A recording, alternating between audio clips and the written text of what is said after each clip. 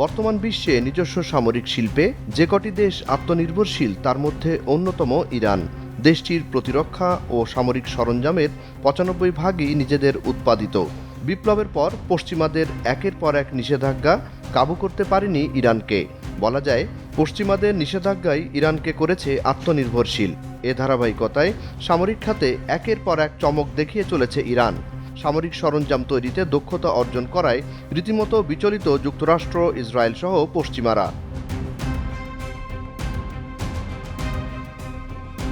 সামরিক সক্ষমতার ধারাবাহিকতায় এবার যুদ্ধবিমানের বিকল্প দ্রুতগতির ফাইটার ড্রোন চালু করল ইরান। যুদ্ধ বিমানের মতো সার্ভিস দিলেও অনেক কম খরচ পড়েছে এমন ড্রোন তৈরিতে।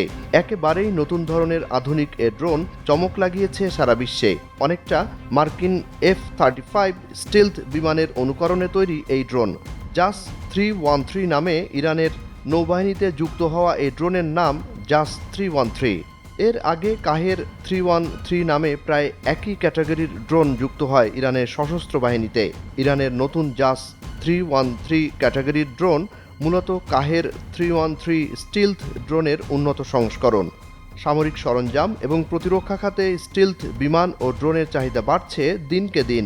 এ ধরনের উড়োযানের অন্যতম বৈশিষ্ট্য হচ্ছে আকাশে থাকাকালে প্রয়োজন অনুসারে স্থির অবস্থানে থাকা। যুক্তরাষ্ট্র, চীন, রাশিয়া ও তুরস্কের মতো হাতে গোনা কয়েকটি দেশের হাতে আছে এ ধরনের স্টিলথ ড্রোন।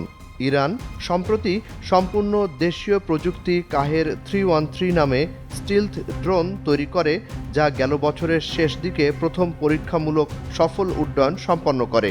এর এক বছর আগে অর্থাৎ ২০২৩ সালের শুরুতে ইরানি কর্মকর্তারা স্টিলথ ফাইটার জেট কাহের 313 এর ড্রোন সংস্করণ তৈরির পরিকল্পনা ঘোষণা করেন। কর্মকর্তারা তখন জানিয়েছিলেন, খুব শিগগিরই ড্রোনের বেশ কয়েকটি নতুন মডেল উন্মোচন করা হবে। এর মাত্র ২ বছরের মাথায় বিশ্বের সামনে তুলে ধরা হলো কাহের ও জাস ড্রোন। ইরানের ইসলামী বিপ্লবী গার্ড বাহিনী IRGCর নৌ কমান্ডার অ্যাডমিরাল আলী রেজা তানসিরি নতুন জেট ইঞ্জিনযুক্ত গোয়েন্দা এবং বোমারু ড্রোন জাস 313 বোমারু ড্রোন উন্মোচন নিয়ে কথা বলেন। ৩ মার্চ জেট ইঞ্জিন দিয়ে সজ্জিত নতুন জাস 313 ড্রোনের উন্মোচনের অনুষ্ঠানে তিনি বলেন, ড্রোনটি দীর্ঘ সময় নিয়ে উড্ডয়ন করতে সক্ষম। এটি আকাশপথে টহল পরিচালনা এবং শত্রু অঞ্চলে যুদ্ধ ও গোয়েন্দা অভিযান পরিচালনার জন্য একটি উপযুক্ত ব্যবস্থা। অ্যাডমিরাল তানসিরি আরও বলেন, আজ ইসলামী বিপ্লবী গার্ড বাহিনীর নৌবাহিনী এমন এক উচ্চ ক্ষমতায় পৌঁছেছে যা যে কোনো হুমকির উপযুক্ত ও কঠোর জবাব দিতে প্রস্তুত। জুনায়েদ আলী সাকি, বৈশাখী সংবাদ।